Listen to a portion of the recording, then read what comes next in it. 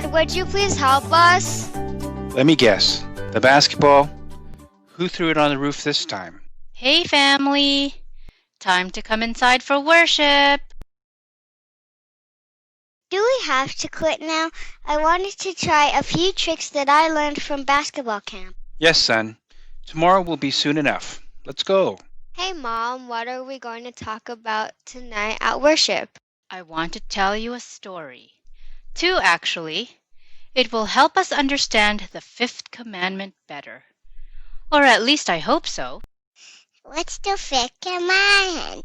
Lily, it's honor thy father and mother. This is a picture of your grandfather when he was much younger. Look, there's your sister, Mom.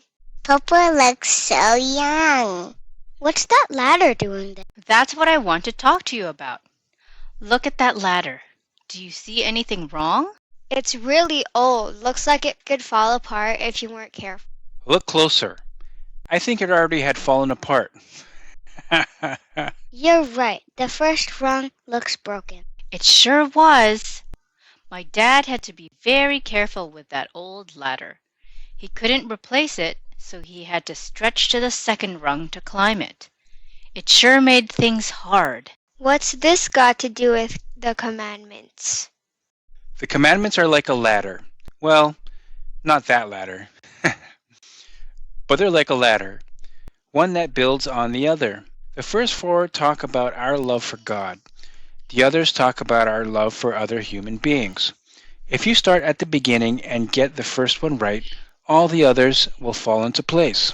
So if we love God right, we'll learn to love others, especially our parents, which is the 5th commandment, right? Yes, Tristan, it is. It tells us that if we respect our parents, our lives will be longer. Can you remember a time when you disobeyed your parents and it ended in a bad way? I know. Last summer at Camp Frenda. What happened?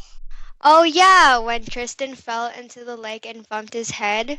Let me tell you what really happened. I was playing by the lake with a long stick trying to mix soup. Then the stick fell in and I was trying to grab it. But then my shoe slipped on the wet rock and I fell in.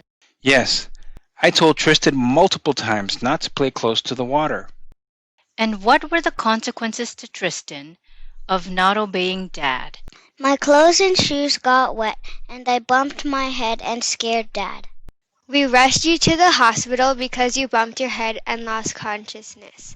You got a concussion and had to stay home to recover for a while. That's terrible! Yes, Lily, it was. But you know, something bad was still to come. The next week, we were planning to go to San Francisco for a family wedding. We were also supposed to watch a basketball game between the Raptors and the Warriors. No way! We had looked forward to it for a long time. We never made it to the wedding or game. But we couldn't travel until Tristan's concussion got better. Big trouble? Well, we were all disappointed, but your dad and I figured Tristan had suffered enough punishment. But see, he wasn't the only one to suffer for his disobedience. We all did. Remember, the Bible says that if you respect what your parents say, your life will be long on the earth.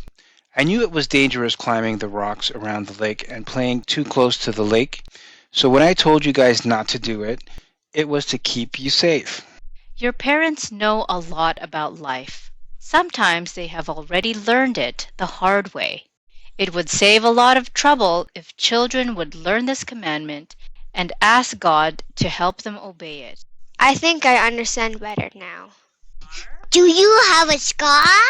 I sure do. On the back of my head. It helps me remember that honoring Dad and Mom is a good thing. I think that's a lesson I'll try to learn by his example and not repeat it myself.